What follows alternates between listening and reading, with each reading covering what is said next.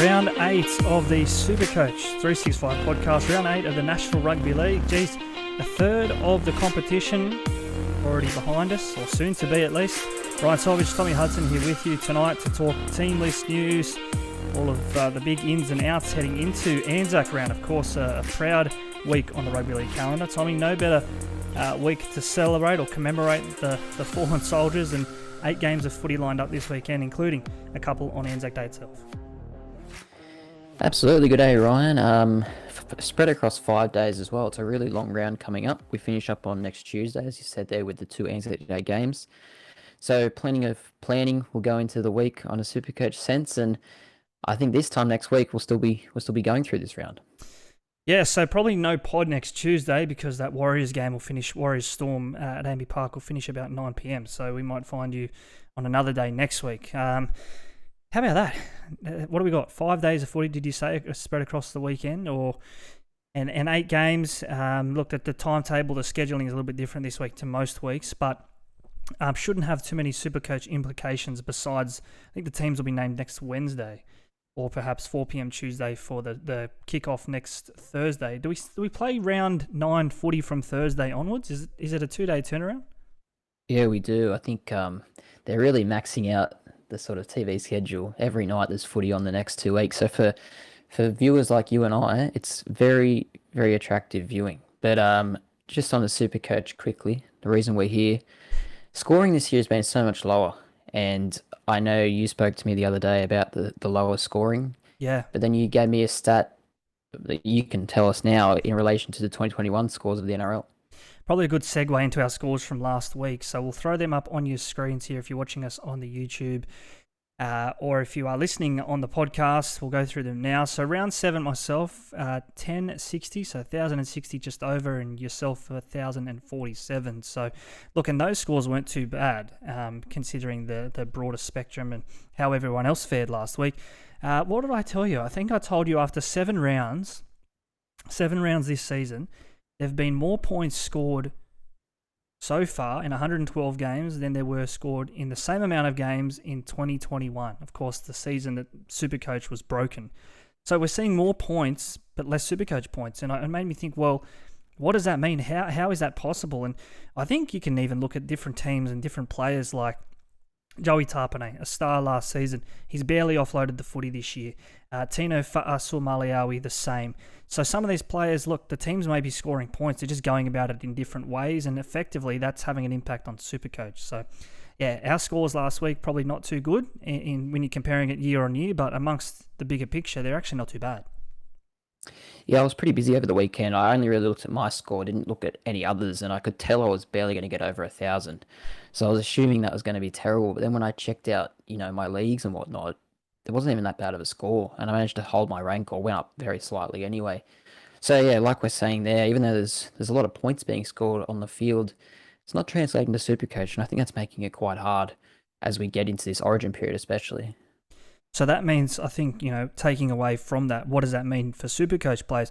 You're probably targeting less so the creative, rather the evasive types with your offloads and your line break assists, and more so just the finishers. Aim for your try scorers, your goal kickers, because there's probably not so much happening in the lead up to these tries, where the main bulk of the points are coming from. My total score, 8,106, a season rank of 1,682, so top 1% still, a team value close to 13.8 million. Run us through your numbers. Yeah, I think I'm 120 points behind you, 7,986. I'm about 3,000 ranks below you though, top 3% still. So look, I'm not that far off the pace. I think you were saying that the leader is about 600 ahead of you. Yeah. So, I mean, it sounds like a lot, but I guess over the course of another 19 weeks, I'm pretty sure there is, you could reel that in. Yeah, definitely. So probably a word of warning or a piece of advice to others who are, feeling the same way. I'm so far behind. It may be a target of the top 1,000 and maybe the top 10,000. You're so far behind. It's too long, too hard to catch up. Just break it down. Like 600 behind after 8 weeks, it's not ideal, but that's 30 points a week I need to make back. It's probably 3 or 4 better captaincy decisions than those in front of me, or being a little bit lucky with injuries like last week, right? Carraz, I don't hold him. I'd never have. there were weeks here where I was sitting here stressing about not owning him, but then last week it swings and roundabouts. It all comes back around. Absolutely, and I think probably the hardest part of the Supercoach season is about to come up, which is the Origin period and the buys, and you'll see lots of movement there. So if you can nail that period of the year and get some big scores, you'll be eating to that margin definitely. Stick around with us tonight. Obviously, we're going to do our trading places, our team updates, and answer all of your questions at the back end of the podcast. But before we get into round 8 and the game by game, the look at what's happening this weekend, a bit of news around today, Team List Tuesday. Probably the big news headlined, of course, by Joey Manu, one of those players which we have targeted in the Origin period in years gone by. It's probably going to be a little bit more of a target now that the fact that he's been moved to 5/8. Sam Walker's been dropped. And this all coming about after a couple of losses for the Roosters. So Trent Robinson not happy with what his halfback's been producing. Yeah, I think something did have to change there. It doesn't look like Curry and Walker are a match made in heaven or setting the world on fire anyway at the moment. I thought maybe Kiri might have got a couple of weeks in reserve grade, but I guess Sam Walker is a bit younger. Joey Marty went to 6. I think he would have been on the radar of a lot of super coaches even before today's news. Yeah. But now you get him into a playmaking role and it's even more attractive. We'll talk about the Roosters at length, and obviously they're the centrepiece fixture this weekend, Anzac Day against the Dragons, the traditional Anzac Day clash. But we'll also talk about some of their Origin players as well, James Tedesco, the fallen gun, Angus Crichton on the return as well. But speaking of Origin players, and one that's set to make a big uptick, I think, in his minutes, his output, Ruben Cotter of the Cowboys. Of course, news coming out the last couple of days that Jason Taumalolo set to miss the next month or potentially up to 6 weeks. Ruben Cotter back to I'll say it's his preferred jersey, number 13. Probably the role won't change too much, but maybe a little bit more hands-on with the footy, more runs as opposed to just being that defensive output, what we've come to see of him in the front row. Yeah, you'd have to think so. The Cowboys 4-pack is decimated at the moment. They've got a lot of outs. So on the flip side of that, that does mean that Cotter, you would think, gets more involvement, possibly more attacking stats, like you said there. I guess the only negative of bringing him in is that you've only got 4 or 5 games until Origin, which he'll be a part of, you'd imagine. So you need to get the value out of him in the next few weeks. Is it wasting a trade, do you think? Because this is what we'll come back to, or burning a trade. May not be a waste, essentially. Like, you're going to get some value out of it, but is it burning potentially two trades, one to get him out, or one to get him in at the moment, and one to get him out come Origin round 13 when he's probably not going to be there? That's the question, isn't it? I mean, the front row forward slot is very tricky. I think a lot of popular front row forwards have buys at the moment. Joe Tarpanay for you, Christian Welch next week for the Storm. It's kind of forcing people's hands to get players like Ruben Cotter. So you're going to have to make some trades for this slot anyway. Maybe you just bite the bullet and do it, get you good 5 weeks out of Cotter, and then just plan to make another one in those bye weeks, I guess. Yeah. Not ideal, though. Not ideal. Okay, let's get into this week's action. It kicks off Thursday night. And this one, a rematch or a same fixture of the 2021 NRL Grand Final. How quickly that seems to have passed us by.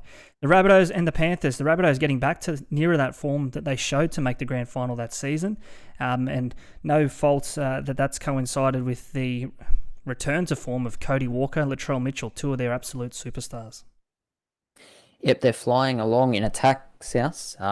South and Penrith seem to play every week, honestly. They're already the second time this year they're playing, and they've played about 8 times in the past 3 seasons. So Penrith do have the wood over them slightly, though, so that is a big factor to weigh up here. But as we said there, South, Latrell and Cody, I know you were smart enough, super coach enough to get Cody in a few weeks ago, and it's paid dividends, hasn't it?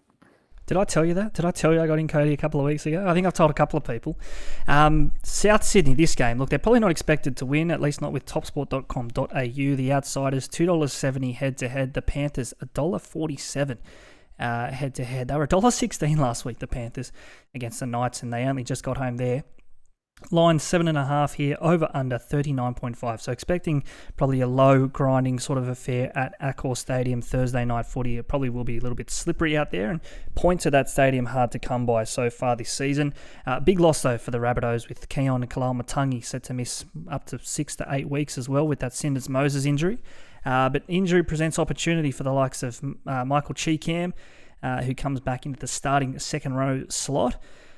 are we looking at him? Because at the price, dual position, we probably have to at least consider him. I'm not personally, but I do see the relevance in it. Maybe as a draft option, he could be a good one on the waivers tonight in draft competitions.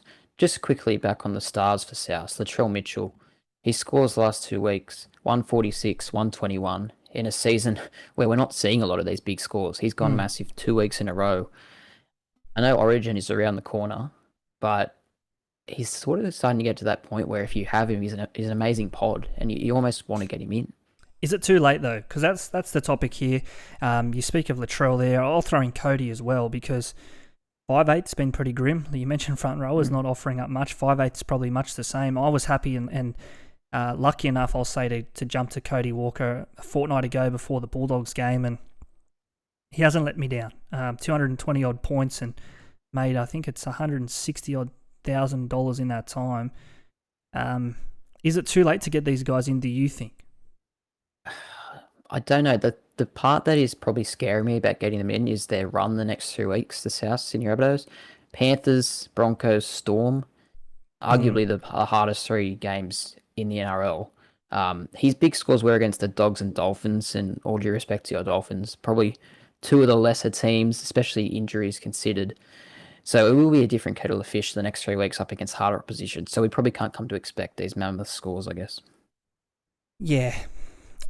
I don't know. There's not much else out there at 5'8", and you think for Souths, if they are going to be making any sort of stand against the Panthers, the Broncos, the Storm, it's probably going to be Cody. It's probably going to be Latrell. Alex Johnston, an interesting one as well. We know he's very try-dependent, but he's, like I mentioned, Tedesco a fallen gun. Johnston probably much the same. He's lost a stack of cash, not going to be playing Origin, available from now until round 15. They have a couple of day games amongst this lot. You know, you mentioned those tough fixtures, but after that, the Tigers, the Eels, look, not an easy game, but then the Raiders, the Titans, the Dragons before the bye. Like, maybe it's not so much Latrell, but maybe still room for Cody or AJ. I like that little run you just said there from rounds 11 to 15. Other teams have buys through that period. He's got 5 really good games. Some of them will be without Latrell because he'll be at Origin, and maybe even Cody, but I still think that's a really good option for sure. I guess South's been going to the right a lot more this year. Players like Campbell Graham are really cashing in on some big scores. Yeah. Lucky if you own him in draft, which I don't, but you do, so that's why you know that. Anything here for the Panthers before we push on? It's just been the Cleary show, really, hasn't it? Yeah, he's amazing. 86 last week. I honestly thought it was going to be higher. Big recounts. Got it from 58 to 86, and it could have been more, I thought. Zach Hosking holds his spot again with Liam Martin once again injured. So this is really... I think he's preferred to Luke Garner anyway, Zach Hosking. So his job security is looking pretty good. I haven't really played with the back line other than Taruva. Dylan Edwards has been... If you had him at the start of the year, you'd be happy. He's been great. But other than Cleary, like you said, I think he's easily the main story for the Panthers. Before we move on, Taruva, that's a name you mentioned there, and someone that probably we have to start considering, are we going to sell him soon? He's made a stack of cash, I think upwards of 200k or very close to. Panthers run. They have South Sydney this week, so we're not expecting a whole heap of points there. Then they have the Tigers, which looks a good fixture, but a night game, so we don't love night games. Then they're away. Well, I say away, but it's at Suncorp Stadium, Magic Round against the Warriors, whose defense has been shaky, but they're winning games. Then the Roosters, then the Broncos, then a bye. Is it time to sell Taruva? Tough call, and maybe a hard sell, but we could be sitting here 3 weeks' time saying, "Oh, why didn't we sell him sooner? He's lost all that money he's made." Yeah, we definitely could. His break-even's 56, so I don't think he's going to lose. I don't think he's going to get like 20 or something, but look, maybe in a few weeks' time, maybe not yet. I think there's a few people I need to sell before Taruva anyway for myself, but it's not a bad line of thinking, but possibly not yet for me. Okay, not yet on Taruva. We'll move on. Eels and Broncos, the only game on Friday night. So just one game, take note of that. 8 p.m. kickoff, local Sydney time, I should say. Sydney time, not local time. TIO Stadium, Darwin. The Eels, the home team here, home a long way from home, $2.25 Outsiders, the Broncos, $1.65 preferred there.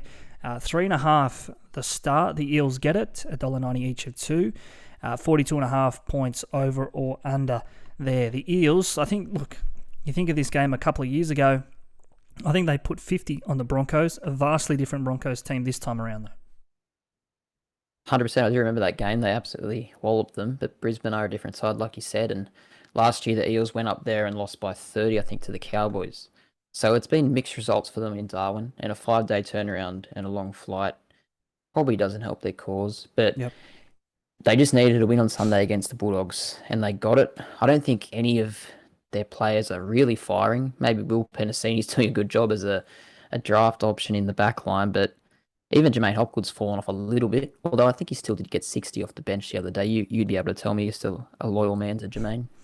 Draft sense, I am, yeah. I punted him a few weeks ago in Classic, and I almost wish I didn't. Like, it was a move I had to make at the time, but now, again, those who held, probably persistence has paid off. 61 the other day.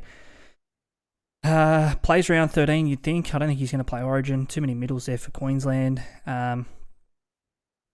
But yeah, looking here, though, there's a popular trade-in target this week, which I can't wrap my head around quite yet. You got him in last week. That's Hayes Dunster I'm talking about.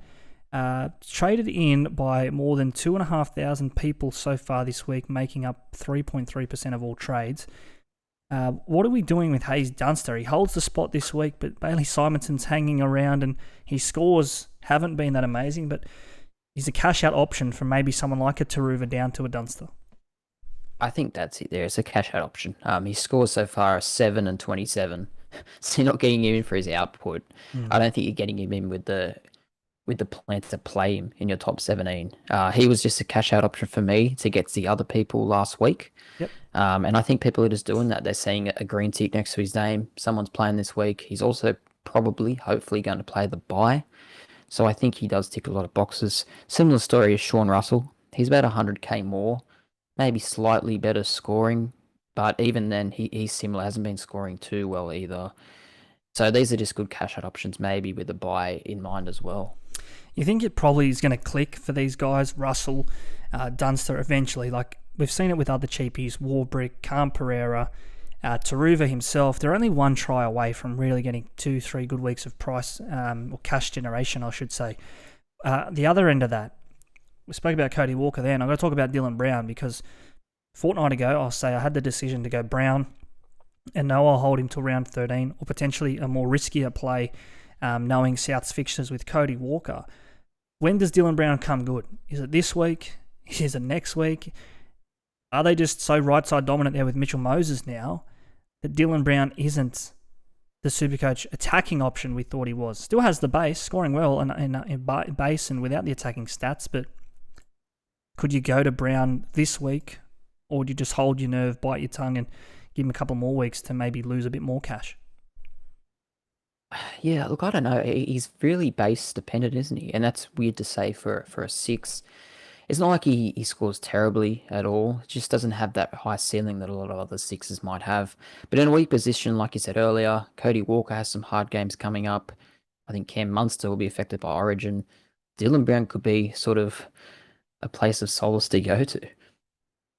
Yeah. I think there will be a time where I am playing with Dylan Brown. I don't think it's this week. And there's options there for me to get him this week, but no. Dual position Manu, that's a question here. I think you might have just mentioned that, or at least hinted at that. Like, in weeks to come, if Manu has played 3 games at 5/8 this week and 2 more, they're going to be a similar price tag, you'd think. Manu may be in even better form. Doesn't play round 13. That's probably the only knock. But suddenly you can think about Joey Manu at 5/8 as well. Yeah, the game certainly changed when he was named at 6 today. That would be even more of a factor if he was named at 6. Sorry, on the game, if he was available to play at 6. But yeah, look, that 5/8 slot has been tricky all year. I'm running Munster and Mam at the moment, and I'm not too thrilled about either of them, to be honest. So it's just hard. You can play some real pods in that position, I think.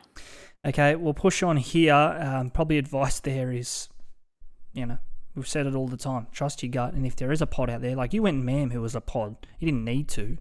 You just wanted that Broncos flavour.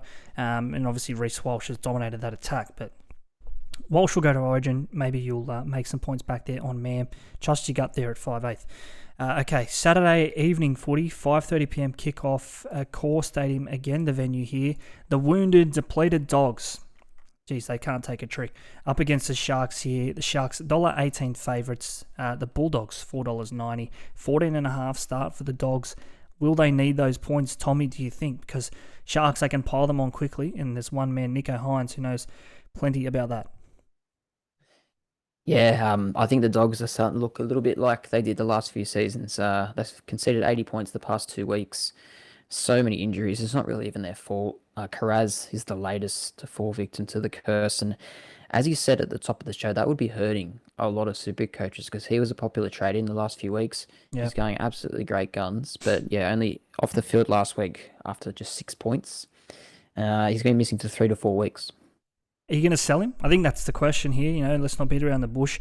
700k upwards, I think he is still, or at least high 6.9s. Are you going to sell Carraz this week?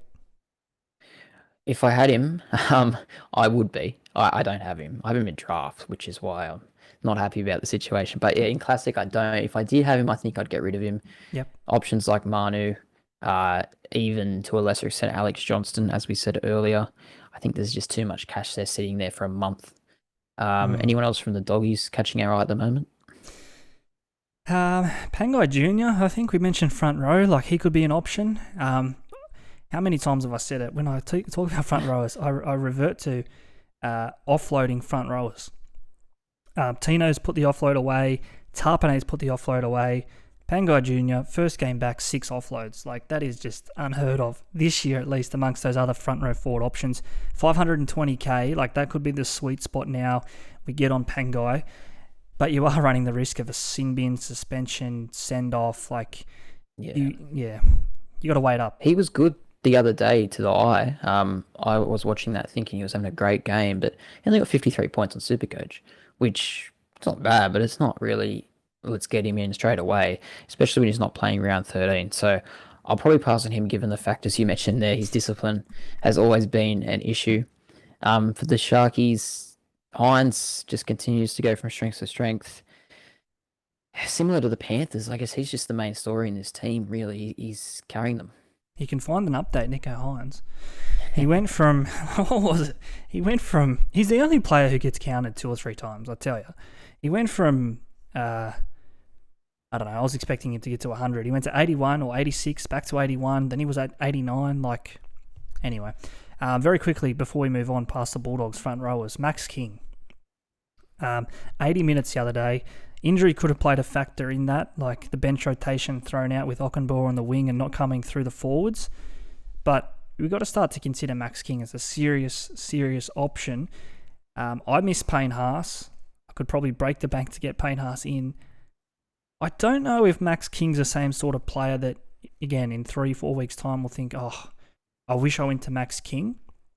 Like, he's getting 60s, 65s, but he doesn't have that line break, the try assist, the barge overrun from dummy half like a Haas, does he? Like, you could probably look at him and play around him. He's gonna score well, but he's probably not going to hurt you like these other options. Payne Haas especially will. No, but he's probably making a case to be the second best front row option at the moment. Haas is clearly the best one because he has that work rate and the attack. Yep. The King's work rate is equal to Haas. He just doesn't have that attacking output. So I don't know if you'd be rushing to him again with that round 13 in mind. But hey, if you have him, you'd be absolutely thrilled with the output he's been doing. Plays round 16, plays round 19. And like you say there, probably a keeper. So yeah, 600k, he might have another 50k in him. So yeah. Anyway, just very quickly on forwards 13s, especially Cameron McInnes. Like, I'm just disappointed with him. I thought he could have been an option last week. 470k. Finucane out for 3 or 4 weeks. Injuries to Toby Rudolph. I thought that McInnes could come in and play huge minutes. It just doesn't have the impact like he used to, at least in a SuperCoach sense. Yeah, I don't know. He's been disappointing this year. I mean, I guess he's been off the bench in all bar last week. But yeah, that was a game built for him the other night. It was wet. It was really tight. and he's still only got 47 points. Yeah. So it's not great signs. They have a really good run the next 5 weeks, the Sharks, but don't think that really impacts him at lock anyway. No. Nico Hines, straight captaincy option this week, or would you prefer a vice captain knowing still plenty of games after him to come? Tom Trbojevic, Ruben Garrick, potential captain options later in the week. I'll look at it, but just their next 5 weeks quickly. Dogs, Cowboys, Dolphins, Manly, Newcastle. They'll start favourites in all of those, and I think Hines will be at least the vice captain in my team in all those 5 weeks, really. Yeah. Brave man to not, man or woman, not to have at least a blue armband. On Nico Hines. Okay, next game here. Again, just 2 games on Saturday, given the truncated, not truncated, just jumbled around. Still 8 games. Cowboys and Knights here. Queensland Country Bank Stadium. Cowboys at home favourites. $1.74. Knights $2.10 with TopSport. A line of an even 2. 40.5 over or under there. What's doing with the Cowboys? Just where are the answers coming from? Is this the game that can kickstart their season? I think this is the last of the easy, inverted commas, easy fixtures that we loved about the Cowboys to start the year. It gets more difficult after this week. So if it's not this week, then when is it? Yeah, well, we thought it was easy, and they've won 2 out of 7. So they really haven't cashed in on that. And if their draw was easy, it gets harder, and it's going to be hard to make the semis now that they've missed so many opportunities. Their team looks really thin up front. Players like Jack Gosiewski, Cohen Hess, all sort of starting. I think Jake Granville started in the front row last week. What is doing there? Yeah. So yeah, they're in all sorts. And Newcastle is tough as anything. They nearly beat Penrith last week. So I'm struggling on the punt this year, but Knights as the outsider looks an option to me. Struggling responsibly. Ruben Cotter, look, he's the name that I mentioned already at front row forward. I think you can consider him. Just at the price, I think it's probably Cotter, Pangai. There's a Smoky out there that I'll hold over until one of the later games here. I'll come back to the Smoky. Or Max King. So, I don't know. Just on the Knights, rather, you mentioned their toughness. Tyson Gamble. He is tough. He's not the best footy player. His mouth's bigger than his ability. But when the time was needed, he stepped up and hit a huge field goal. Probably didn't expect to see that from Tyson Gamble. He's out this week as Kalen Ponga comes back. So that could be a big inclusion for the Cowboys, Kalen Ponga. No, Gamble, I was not expecting that from the other night. I thought he was all talk, but that was an awesome field goal. And they were very unlucky not to win that game, Newcastle. I know you're not a fan of Ponga, but could he be another option in the merry-go-round that is 5/8 on SuperCoach? They do have a bye in a couple of weeks, but apart from that, not too bad. I guess he's probably going to be in Origin, whether or not you think he should be. So I don't know why I'm even asking you this question, but I don't think he's the worst option. I think he has potential this year still. Hopefully, he's come back pretty quickly from the head knock, given the severity of it and how long we thought he might be out. He's back by round 8, not too bad.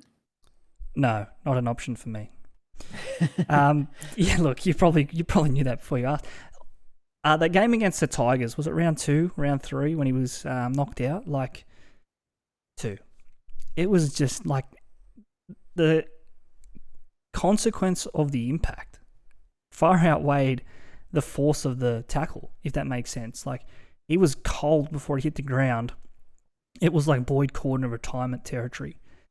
That sort of reaction to the challenge. So I'd be very worried. Like, I know he's back, and I don't wish ill health. Like, trust me, I don't. But I can't be playing with him out of fear of another, sub 10 score after a challenge goes wrong. You can't fix that sort of technique in 2 or 3 weeks, or what's it been? Call it a month. Away from the game. Whether or not you like him, the Ponga question was probably more just bait for you, because I'm looking more closely at it now, and they have 3 buys between now and round 19. It's a lot of time out of the game. He'd probably be in Origin squad as well. Plus, there's the threat of another concussion. So probably not for KP, but I wouldn't be surprised to see him have a good game this week. You mentioned those buys. Someone that's going to impact that a lot of us are owning is Greg Marju. A scorer of the mid-40s last week. He's made 110k thereabouts. Like, he's upwards of 700 now, giving you options to sell and go elsewhere and pocket some cash. Buys, I think they got 2 hard games. Do they have the Eels in this, potentially next week? Cowboys, Eels bye. Yeah, like, it's not a great run of 3 games. Is Marju suddenly a sell? Sounds silly after we just bought him 2 weeks ago, but we've seen the lows of the 40s. Is it time to move on? Yeah, perhaps. I mean, if you're owning him and Kiraz, you're probably going Kiraz first, obviously, but he would be another one who I think you can make a case for, similar to Taruva. He's not a must-sell by any stretch, but definitely with the hard fixtures and the buys coming up, 3 buys in the next 10 weeks, like I said, probably not a bad time to get rid of him. Over 700k now. Like, that's very big money for Greg Marzu. You've already made a lot of cash with him. And most of us will be playing with a duel or a couple of duels, so you can even think of going up to a Ryan Madison, who's been supreme for the Eels since coming back. You mentioned Manu a couple of times already tonight. Like, there are options there around Marju at that price. And even Lockie Miller, who a lot of people are playing with. We saw him the other night struggle. The impact of Kalen Ponga back, what does that do for Lachlan Miller? I wouldn't want to be finding out the hard way, I don't think. That's a big question, isn't it? Because Miller's really come in and played like Ponga does when Ponga's been out. So he's been better. I don't know if having... That's the thing, though. Yeah, like, he's honestly added more to that team than Ponga has. Yeah. I can't argue, but the thing is, Ponga's going to come back and he's not going to just do nothing. He's going to try and sort of overplay his hand, as will Miller. So there might be too many cooks in the kitchen for both of them. I don't know. Speaking about cooks in the kitchen, we're going to kick this on because you have to go cook something for your darling. Okay, Titans and Dolphins here. Sunday afternoon footy at, where are we at? We're at Suncorp Stadium, home of the Dolphins. Love it. Look, daytime footy here, I think there's going to be points aplenty. Dolphins, we've seen that they can concede quickly in the last couple of weeks. The Titans, their defense probably not too much better. At its worst. Some big ins though for both teams. Felice Kafusi back for the Dolphins and Brimson back for the Titans here. Dolphins favourites, $1.74, topsport.com.au. Titans, $2.10. Yeah, Dolphins looking pretty strong again. JMK has obviously been back for a little bit now. Kafusi's back, who was probably their best player, or at least most influential player in the first few weeks when they had those wins. So I think he's a big in for them.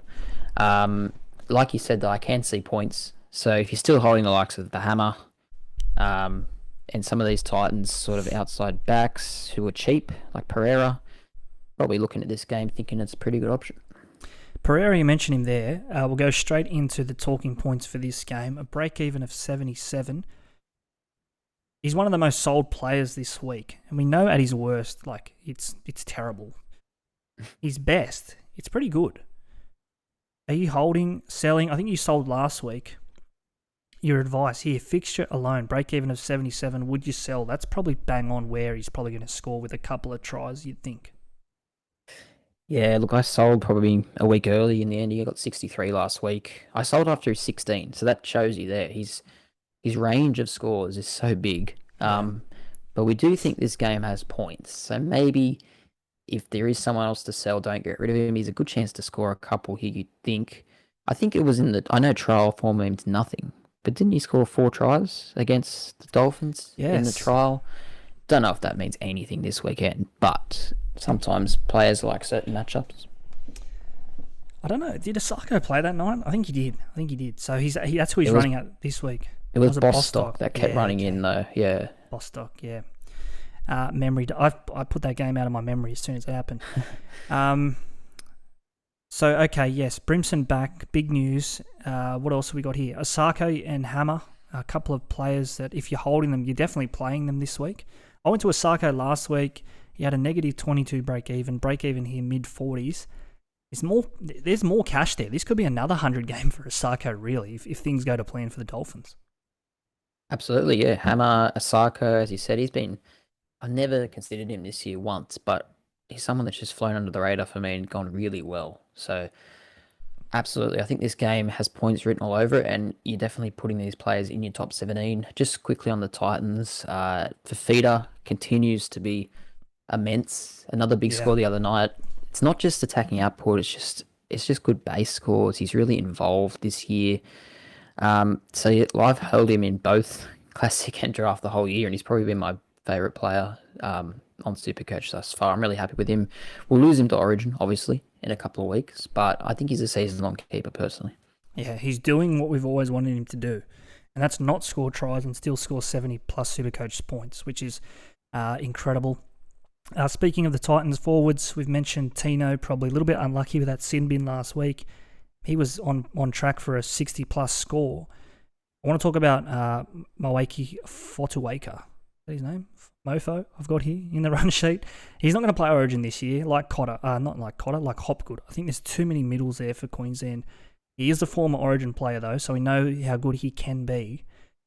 So he's someone that we can start to look to. Again, I'm probably a little bit biased tonight talking about front rowers because that's what I need with Tarpanay and Welch out. Front rowers, not the most exciting conversation to be having, but he's a smoky. He is a smoky, I feel. Yeah, look, his minutes last few weeks been really good. Some nice fixtures for the Titans the next few weeks, but again with front rowers, I don't know if we take too much consideration into the games they have. He's another one that goes in the mix. I mean, there's no one that's jumping off the page. It's just personal preference, really. Between I think King's ahead of Fotuaika, obviously. Yeah. But maybe in that slightly, he's 100k cheaper, so it might be worth it. Some bad news for those who brought in Isaac Fa'asua-Maliawi in recent weeks. He's off the bench as Tom McKaylee, former West Tiger, makes his club debut here. Is it bad news? Is it bad news? It might be good news, because then you can actually use him as a loop. Yes. He won't get 3 points. I don't know. I'd rather have him when he's not playing, to be honest. Sounds like you're talking through your pocket, like I was at front rowers. Okay, anything else here? Anything take your fancy? No? Okay. Move on. Tigers, Sea Eagles, Campbelltown Stadium, the old Arana Park. One of the greatest rugby league grounds there is in suburbia land. You and I, we might be... Actually, no, you're not going to be coming out. You're a dog. I'll be going out to this one. No, you're not a dog. I'm a chance. You're a chance. 50-50. Tell you who's not a chance. The West Tigers. $3.25 outsiders. Manly here. Look, daytime footy. Good track. You think this just screams Manly. $1.34. The bookies, TopSport, they think the same. Who is Jareem Bulla? The Tigers fullback. I've never heard of that person. Bulla is the word you say in Fiji to every single person that walks past. But yeah, Dane Laurie must be really off him, because Bulla is getting in ahead of Dane Laurie, who gets a bench spot. This team is looking really dicey, unfortunately. Their back line is really terrible. They've got some good players in the front row, but yeah, John Bateman, from a SuperCoach point of view, would be the only player I'd be looking at, personally. Yeah. I really think he's already the heart and soul of that team. He's played about 4 games for them, but he takes it upon himself to do things for them. And I think in a weak team, it's sometimes good to have that one standout player, because he will get a lot of the points. What about Isaiah Papali'i? Because he was brought to the club to be that sort of player. From a SuperCoach angle, he's lost a stack of cash. He's just not having the impact, not scoring the tries that he did at Parramatta. But they probably expected more from him. They did, and I think a few people have described him as the Warriors Papali'i, because he wasn't that highly rated when he was at the Warriors. He went to the Eels and all of a sudden was pumping out averages of 78 and 79 the last 2 years, back down to 60 average this year. I guess it's just to go with the Tigers' form. He's just kind of a barometer of that. Yep. If they improve, maybe he will as well, but you're not jumping to him, no way. Dane Laurie, like you say there, he's jersey 14 on the bench. Sean Bloor off the bench, so another SuperCoach cheapie around the 300k mark that we could have been looking to downgrade centre wing options to, and just, I don't know, if you were thinking of that. Nofaluma amongst the reserves, but not named to play. He's coming back from a foot injury. Schuster's back. That's the big news here for the Sea Eagles, for SuperCoaches. Garrick also back, so if you held on to Garrick for that week off, he's back here. Break even of 130. Kelma Tuolangi out, which sees 2022 popular SuperCoach player Ethan Bullymore get a start. So a bit of action there, a bit of talking points around Manly this weekend. Yeah, some big ins for Supercoach, especially Garrick and Schuster. I mean, a lot of people will be owning Schuster from the start of the year, or at least early on, and he's missed a lot of footy. So hopefully he does play this week, and it's definitely a favourable fixture. I'm going to play him in my top 17 this week, and I think many would. Ruben Garrick as well. This game sets up nicely for him, a goal kicking player. Manly are hard to get a read on, though, I think. Sort of up and down. Their best is really good, and we've seen some big scores. Yep. They've also had some shockers, so hopefully we're on the good side of them this week. Last week, people were selling Turbo for Latrell, which, I mean, it would have worked out okay if you're going to Latrell, but people selling Turbo, people selling Garrick. As I sort of said before, they're probably two genuine captaincy options this week. If you had to pick out of one or the other, you mentioned Garrick's goal kicking, but Turbo's just Turbo. Who are you taking, Turbo or Garrick? I think I'm captaining Turbo, if that answers your question. Okay. So I think people were quick to sell him. I mean, he was obviously injured against the Panthers. Last week, 57, not a great score, but that was not a game good for Supercoach against the Storm. Yep. This is a flat track Sunday day game against the Tigers. Turbo at his best gets 100 this week. Was it you the other day I said that Manly are flat track bullies? It's definitely someone. I was saying Parramatta are flat track bullies, at home to the Dogs Sunday afternoon. And it was a friend of the show, actually, Chris Laidley. He's thrown in a few questions over the years. He said, this isn't a flat track, this is downhill. And we could be seeing just the field like this at Campbelltown just sloping towards the West Leagues Club on Sunday afternoon because, this could be anything. For Manly, just quickly as well, another front row forward, Shmoki. Taniela Paseka. I'm scraping the barrel tonight, mate. I'm scraping the absolute front row forward barrel. But Taniela Paseka, you mentioned just getting into the conversation and someone who's just flying under the radar. I think he's a genuine front row forward option. For at least a couple of weeks, he'll do a job. Yeah, I mean, and his selling point above the others you've mentioned to me is that he does play that first bye in a few weeks. He also plays around 16. So you're going to get some really good use out of him. His scoring's pretty good just looking now. I honestly haven't been following Paseka, unsurprisingly, but No one has been. No one has been. No.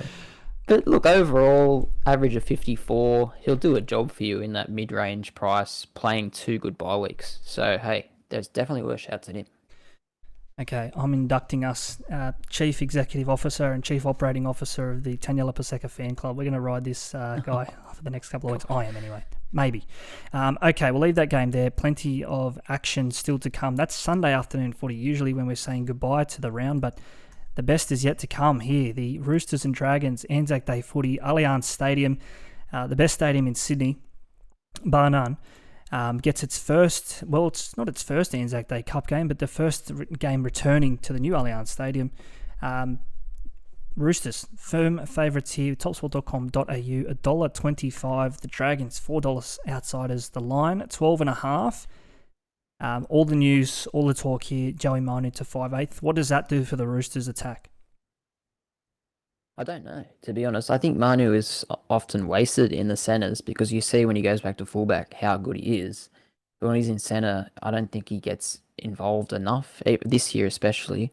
So, look, I think it probably helps. I don't think Sam Walker deserves to be dropped, but at the same time, Manu at 6 is really good for Supercoach, I think. Angus Crichton is the other big news.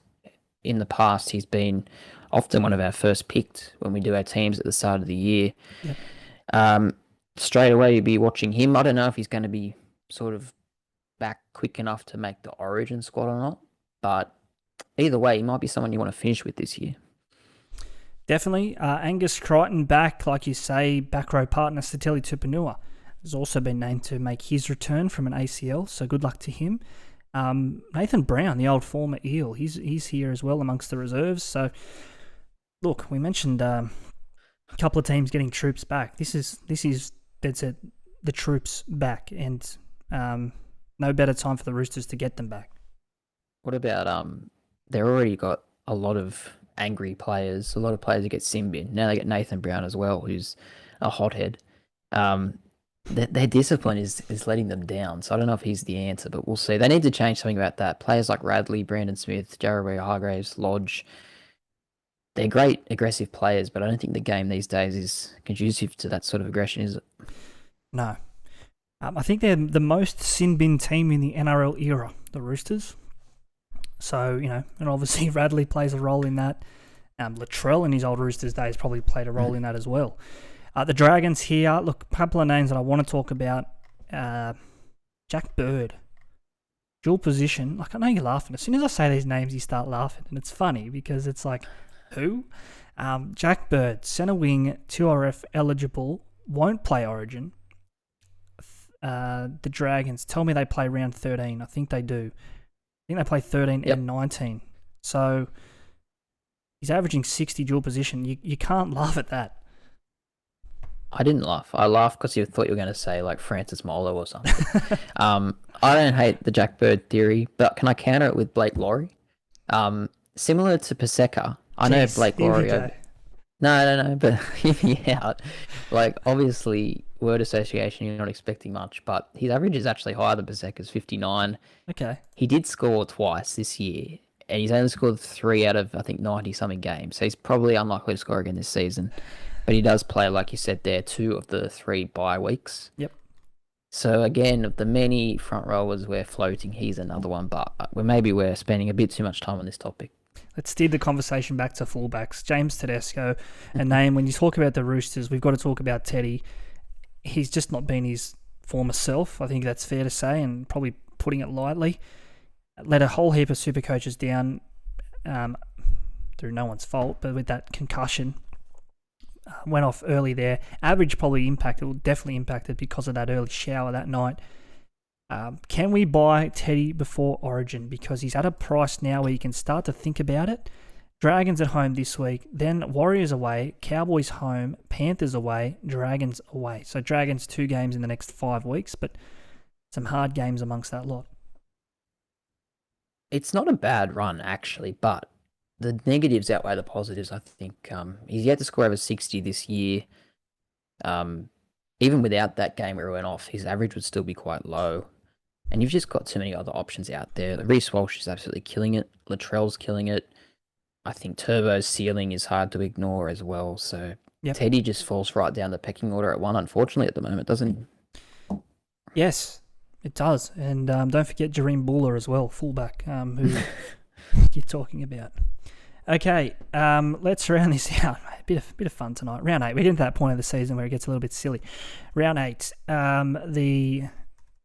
The Warriors, not round 8. It is round 8, but the 8th game of the round. The Warriors and the Storm here. This one, Amy Park, the venue. Warriors, again, I think the market's just disrespecting them slightly here. $3.60 outsiders, but the Storm, they have been far from impressive. The Warriors, they've probably been the better of these two teams in the last probably 3 weeks. Warriors a good win against the Cowboys last weekend. It was. They keep surprising me. I thought the Cowboys would beat them last week, but they just keep doing it. The Warriors keep turning up and winning games. The Storm are hard to get a read on. They do get back Nico Meaney, as you like to call him. Yes. The Phillian fullback. I think they actually did miss him last week. I don't think Munster really worked at fullback. They get Meaney back, Munster back to the halves. Even though the Warriors have been good, I just think back to all these Anzac Day games where the Storm have absolutely pumped them. And I don't know, I got the feeling it might be that sort of night. It was 70 last year, wasn't it? Wasn't this the game where Nathan Brown was sacked? One of the last few years it was 70. There was another year it was 40. I think the night Walsh debuted. So yeah, there's been a few times where this has happened and the Storm team looks pretty hot on paper. Nico Meaney's back. So is Nelson Asofa Solomona. He is impressive. He was a big part of everything of their go forward. I don't think it's a coincidence that Harry Grant regressed as Nelson was off the field with that MCL injury. He's back for Tui Kamikamica. You speak of players going to the sin bin. He was chief offender last week at Manly. The Warriors, though, probably not too much to mention here. Team news, just one on Wade Egan. He's been cleared to return from his concussion protocols, which he's had a couple of head knocks this year. The club's decided not to play him this week. So that's interesting. Club taking a cautious approach there with Wade Egan. Yeah, not surprising, I guess, from a health point of view, but he had been arguably the best player at the start of the season, I thought. He was really getting him on the front foot. So much so that people on SuperCoach were buying him, which we would not have expected before a ball was kicked. But yeah, obviously, just taking the cautious approach with him. I think Niokore is his first game back this week as well. Yep. He's someone maybe to look at through that Origin period because obviously he won't be playing Origin. And Tohu Harris as well, always doing a good job. There's a lot of solid players in the Warriors team. I haven't got any of them on SuperCoach, but they're all decent options, I think. Sean Johnson, probably the pick of the bunch, averaging, what is he averaging, 80 odd halfback? Like, it's Nicho Hines areas. Not quite, but close. Is he a legit option? Like, we're going to have to sell Cleary, potentially sell Cleary and Hines. Are we going to Sean Johnson? Look, surprising we're even having this conversation, but you're right. His last 4 weeks have been Is massive. it 2010? What year is it? What? I know, exactly right. But the next 3 weeks are the test for him and the Warriors. Storm away, then home games against the Roosters and Panthers.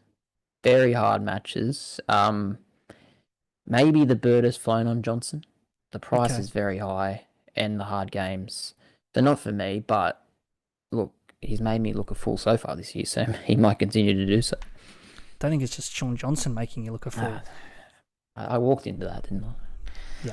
Yeah. Harry Grant, look, we've already mentioned him there, but very quickly, plenty of selling him. I can't wrap my head around it. I mean, I can see why. I personally wouldn't do it, but people are cashing out and going to a Jeremy Marshall-King, for example. Grant's got a bye next week, round 10, and then he'll be in Origin for the better part of 6 weeks. Are we selling Harry Grant now? Is it a reluctant sell? If so, are we holding because we feel we have to, or is it a confident, strong hold on Harry Grant? I'm not confident. I think I will hold him, but the Storm players this week, it's a great fixture, but after that, like you said, the bye, and many of them have Origin. Grant will have Origin. Christian Welch, you'd imagine, would be around the squad as well. And I've got Munster as well, who will be going. So I've got to sell some of them, especially by next week when they do have the week off. Yep. Harry Grant, I don't know who you're going to if you sell Harry Grant. Who's going well at 9? I've barely looked anywhere but Harry Grant the whole year. Who should I look at?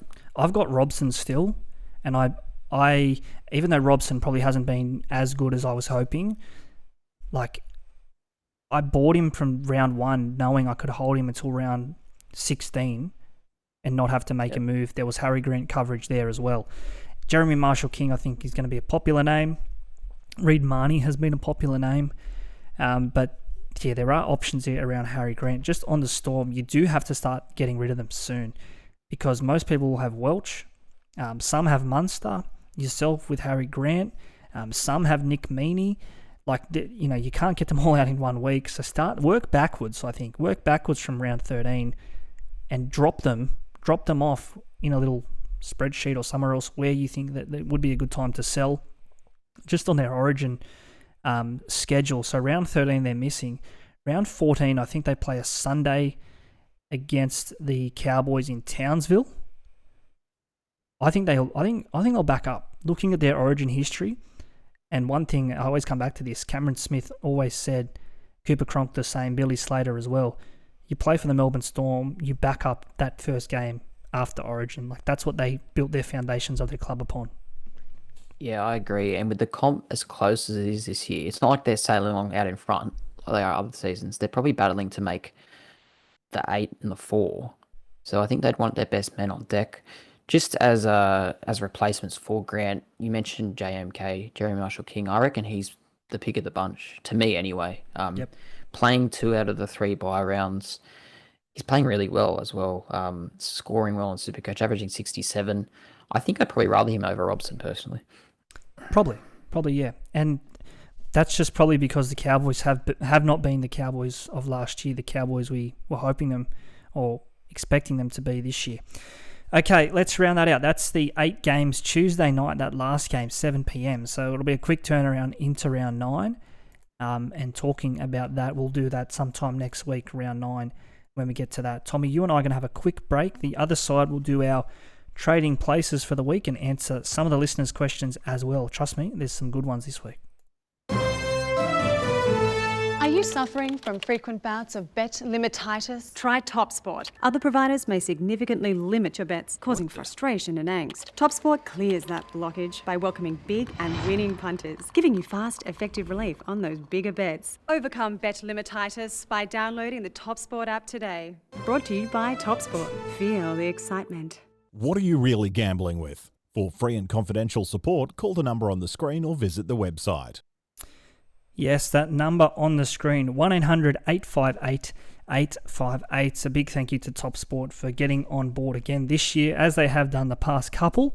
You can check out all their markets on rugby league or golf and greyhounds and cricket to curling, everything else. Do so responsibly. And remember, if you are having a bet, what are you really gambling with? For free and confidential advice, you can follow the websites on your screen there. Take all the measures that you need to if you are having a rough time of it.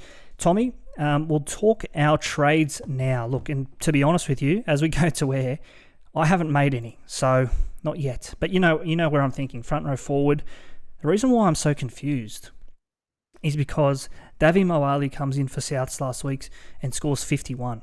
Like, I'd almost take that this week from Davi Moali. Will I get that again? Probably not. There was injury impacts amongst that, but am I going to make two trades the next couple of weeks to cover Tarpanay and Welch's bye when I've got Moali sitting there anyway? That's the question I have to answer. Yeah, it's a big question. I think a lot of people have the same issue. I've got a similar one in the front row with imminent buys ahead of me. I think Moali, you could probably just spend the week with him. So look, I'm backing your no trades. I think we've really been not wasteful with the trades, but we've been happy to trade so far this year. It's probably time to take stock and just hold the team for a week. Flippant, I think, would be the word.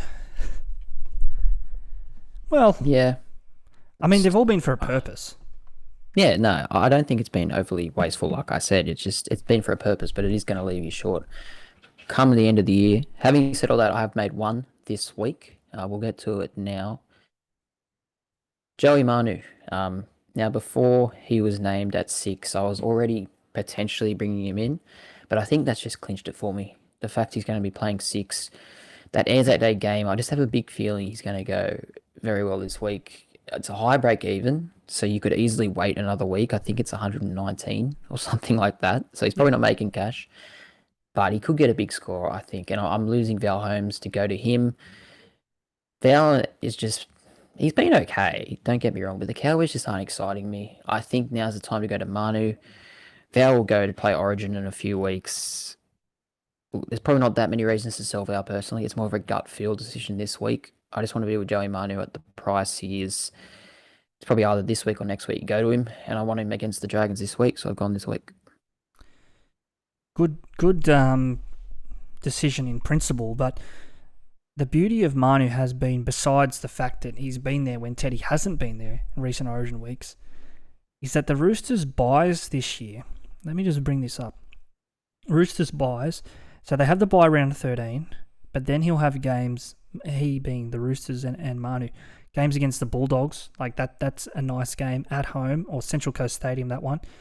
Then the Panthers, Teddy's then away, and the Origin players are away for a game against the Knights.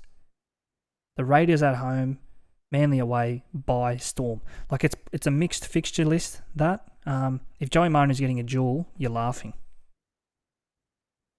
Oh, yeah, the jewel would really clinch it. It would be the jewel in the crown, if you will. But, Wow. but I don't know. It's just a gut feeling, this trade. Honestly, on paper, going from Holmes to Manu this week maybe doesn't make that much sense. But I just have a feeling he's going big on Tuesday. And then we've got the Warriors the week after, who I think, although they're going well, I still like that fixture. If Manu plays well this week, he may lock down that 6 for a couple of weeks. Yep. And then, like you said there, round 16 is circled for me, definitely, when they play the Knights and Teddy will be out. Even round 14 against the Dogs, it depends if Teddy does back up, but if he doesn't, we could see him play fullback against the Dogs in round 14. So there is some options there, and just at the price he is, I think everyone's going to be getting to him in the next couple of weeks. I've just probably gone a week earlier than most. And that's what you got to do sometimes, isn't it? I'll come back to Cody Walker. Like, no one was really considering Cody. It was all Dylan Brown. It was all potentially Isaiah Katoa, like Cash Jans, Schuster the same. If you love it, just back it. Just on that Bulldogs game, round 14, Central Coast Stadium, I think I said that already, 2 p.m. Sunday. That's a downhill game as well. They'll be running downhill, the Roosters in that game, you'd think. Okay, so just a one trade for you. What does that leave you with cash-wise, trade boost-wise? Yeah, 47,000 left, so it's not a massive amount, but it's enough. For next week, I do know I have to make some trades with those Storm players, like I said. I'd say Christian Welch is going to be leaving the team. 30 trades left, 2 boosts left. So I think, what we say, we're about a third away through the season, or just less. Yep. I've used about a third of my trades. I don't know if that's a good or a bad thing, to be honest. Well, that's the thing, isn't it, though? And we come back to why we've needed trades in recent years. It's for that origin period. We don't need 17 scores. We don't need 15 scores now. So I think you've actually got more trades left than you realise. A lot of people haven't realised that yet. Like I said, no trades for me yet. I'll probably make 1. I could make 2. I think Taruva is close to a sell. He'd be probably first to go. I've got Matt Dury sitting there as well. He's going to start to lose money soon. Bryce Cartwright, you'd think the same. Calm Pereira, I'm happy to keep for 1 more week. But then the Titans fixtures turn, I think. Like, probably good for their forwards. I don't think they're great fixtures for Calm Pereira. So, final teams, we'll put them up on Thursday night, 7 p.m. at SuperCoach365. We'll confirm our trades as well. We didn't have a podcast last week. I was sick last week, so we put up our trades anyway. That seemed to go pretty well on the socials. So we'll do that again. We'll pull out our trades. We'll put them up aside to our teams so you know for certain what we're doing this week. Tommy, speaking of what we're doing this week, we're going to try and help out some others here who are seeking your wisdom, which is scary. Okay, Instagram, we're going to answer some of these questions here. And there are a couple here. There's a couple. We'll start at the bottom here with Cooper Lewis 6182. Thanks for getting in touch, Cooper. Could be Lewis. Maybe his name's Lewis Cooper. Are we buying Wakeham this week? Brandon Wakeham of the Tigers. Is this a draft podcast? Because I bought him in draft. Well, traded him in, but classic, not a chance. I have considered it. Funnily enough, I did. Just because I was playing around with, moving Schuster to 2RF to cover a Dury and where I could get some value. Like, Wakeham, I don't know. I didn't love it. I think he's 267k, so he's not quite the bottom dollar cheapie. You have to go back a few years to see him score 60 consistently. That was in a pretty poor dog side, so that gave me some confidence that he could do it again, but Dane Laurie, I don't know. He trained in the halves the off-season. Like, we've seen already how quick they are to change their halves, the Tigers. Dane Laurie could be 5'8" next week, and I wouldn't be shocked. So, no on Wakeham, but it's not a... What did you say then? Absolutely not? It's not an absolutely not for me. I guess, but at the same price range, you have Schuster, and you're only carrying one of those, you have to think. And I just much rather Josh Schuster. Alex Brigo, friend of the show, says, Garrick or Mulatalo, I'm already bringing in Joey Manu. So out of these two, probably have to go Garrick for mine. He's going to go to fullback when Origin's on.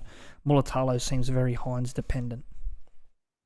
Yeah, I echo everything you just said. I'm going to say Garrick as well. Cool. Kai Whitmill says, is Sonny Luke worth keeping, and is it time to get rid of Tommy Turbo? No, definitely not Tommy Turbo. Keep him. I'd just keep him the rest of the season, personally. Sonny Luke, yeah. He's been frustrating. I've had him the whole season, up and down. Last week was annoying. I did play him. He only got, I think, 20. I can't remember. It was a very poor score. Yep.